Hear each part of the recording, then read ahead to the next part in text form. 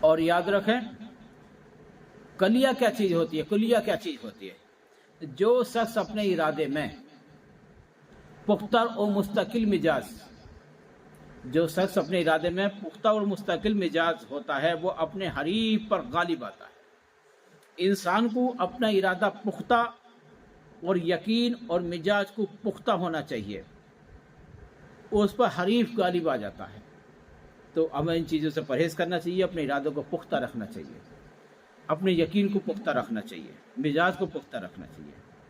اچھا، بیماری کا عاشق کیا چیز ہوتی ہے؟ حضرت علی رضی اللہ تعالیٰ فرماتے ہیں بیماری کا عاشق، جو شخص اپنی بیماری کا عاشق ہو اس کو کوئی دوا نہیں،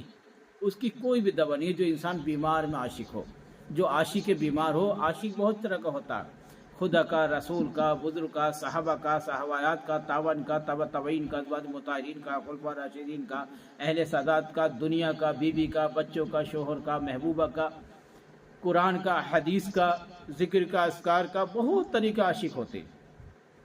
لیکن جو جس چیز کا عاشق ہو جاتا ہے نا تو اس پہ کسی بھی طرح کی کوئی بھی دوا اثر نہیں کرتی ہے۔ تو یاد رکھو کہ اپنا مرض طبیب سے چھپائے رکھے، اس کے واسطے شفا نہیں۔ اور جب بھی کسی طبیب سے، کسی حکیم سے، کسی بزرگ سے دعا لینے جاؤ، دوا لینے جاؤ، ڈاکٹر سے دوا لینے جاؤ تو اس سے اپنی بیماری نہ چھپاؤ، اپنی پریشانی، اپنی بیماری نہ چھپاؤ، ورنہ آپ کو شفا نہیں ہوگی۔ اپنی بیماری اس سے کھل کے بتانی چاہیے، اپنی شرم نہ کرو۔ بے شک آپ کامیاب ہو جاؤ گے، لیکن اگر آپ نہیں بتاؤ گے تو کبھی بھی آپ شفا نہیں ہو پاؤ گے۔ انشاءاللہ تعالی آپ اپنے طبیب سے، اپنے ڈاکٹر سے، اپنے بزرگ سے جہاں بھی جاتے ہو اپنی بیماری کا، اپنی بات کا، جو آپ کے اندر راز چھپا ہے، جو پناہ ہے، اسے بے شک بتائیے۔ اسے جب بتاؤ گے تو انشاءاللہ تعالی آپ کی پریشانی جب بھی دور ہوگی اور آپ کامیاب ہو جاؤ گے دنیا میں۔ حکیم کا کلام کیا ہوتا ہے؟ حضرت علی رضی اللہ تعالیٰ فرماتی حکیم کا کلام، بے شک حکیم کا کلام جب درست ہو، بے شک حکیم کا کلام جب درست ہو تو وہ دوا ہے، اور جب غلط ہو تو وہ دائے و بیماری ہے۔ یعنی آپ فرماتے ہیں کہ حکیم کا کلام درست ہونا چاہیے، بے شک اپنی جگہ بالکل درست ہو، ٹھیک ٹھاک ہو۔ جو اس کا کلام ہے، جب کہیں آپ جاتے ہو، کسی حکیم کے پاس جاتے ہو، حکمہ کے پاس جاتے ہو، ادوا کے پاس جاتے ہو، تو اس کی دوا، اس کا کلام بالکل درست ہو، صحیح راستے پر چلنے والا ہو، حکمت سے بھرا ہوا ہو، زبان خالص اس کی اچھی زبان ہو،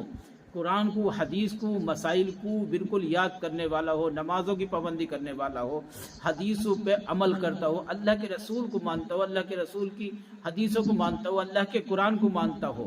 اور اللہ کے بیان کو، اللہ کی ہدایت کو، اللہ کے فضل کرم کو مانتا ہو، اللہ کا احسان، لاکھ لاکھ احسان مانتا ہو۔ جب وہ ایسا حکیم جب صحیح زبان چلائے گا، صحیح بات کرے گا تو انشاءاللہ اس کی دعا آپ کے لیے لگے گی۔ اور جب اس کا کلام ہی اچھا نہ ہوگا، جو اپنی زبان سے گالی گلوچ دنیا بھر کی خرافاتیں کرے گا، تو وہ آپ کے لیے نقصان دے گی، وہ آپ کو دوا ان کی، اس حکیم کی اثر نہیں کرے گی۔ تو حکیم بھی سوچ اور سمجھ کر جس حکیم کے پاس جاؤ۔ حضرت علی فرماتے ہیں کہ حکیم بھی با شرع، با حیا، با تمیز اور با اخلاق و محبت، حکم و عظمت سے بھرا ہوا، اور اس کے دل میں قرآن موجود ہو، حدیث موجود ہو، اور اس کی زبان جیسے اللہ کی زبان بولتی ہے، اللہ کے رسول کی زبان بولتی ہے، ایسی زبان بولتا ہو تو بے شک اس کی دعا ضرور اثر کرے گی۔ اور ایسے حکیم کے پاس پہنچے جس کی بجائے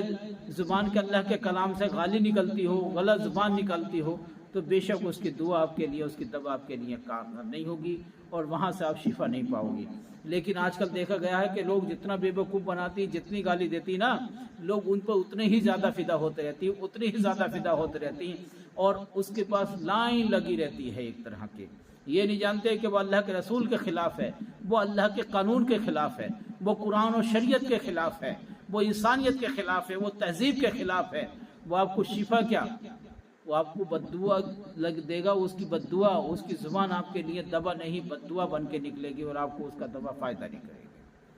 اپنے حکیم کو بھی سوچ سمجھ کر متعین کرو،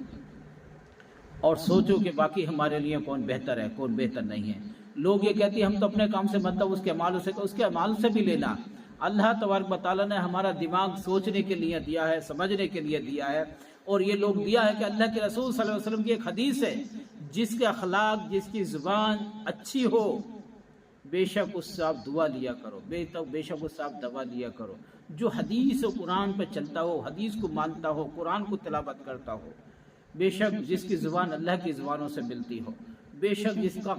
کلمہ اللہ کے کلمے سے ملتا ہو، اور وہ اللہ کا کلمہ بولتا ہو، اس کی زبان سے اللہ کا ہر الفاظ ایسا نکلتا ہو کہ بے شک یہ اس کی زبان نہیں، اللہ کی زبان ہے، بے شک یہ اس کی زبان نہیں، اللہ کے رسول کا احسان ہے اس کے اوپر، اس پہ کرم ہے، تو بے شک وہ آپ کو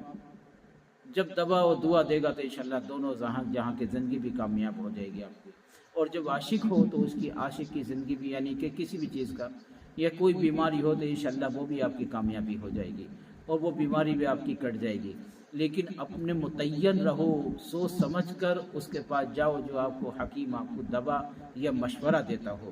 غلط حکیموں کے پاس، غلط اتوا کے پاس مت جاؤ، ورنہ وہ آپ کی زندگی خراب کر دیں گے۔ وہ خود تو بہکے ہی ہیں، آپ کو بھی بہکا دیں گے، خود تو غلط راستے پہ چل رہے ہیں بلکہ وہ آپ کو بھی غلط راستے پہ چلاتے رہیں گے، اور آپ کی زندگی تباہ کر دیں گے، برباد کر دیں گے، آپ کو صحیح راستے سے ہٹا کے غلط راستے پہ لے آئیں گے۔ تو آپ لوگوں سے گزارش ہے کہ بالکل صحیح معنی میں صحیح زندگی چنو، اور صحیح حکیموں، صحیح اتباع کے پاس جاؤ،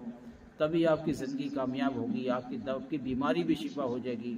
آپ پریشانی سے بچ جاؤ گے۔ تو یاد رکھو، ہم صحیح جگہ پہ، صحیح متعین جگہ پہ ہم جائیں، صحیح حکومت کو چنیں۔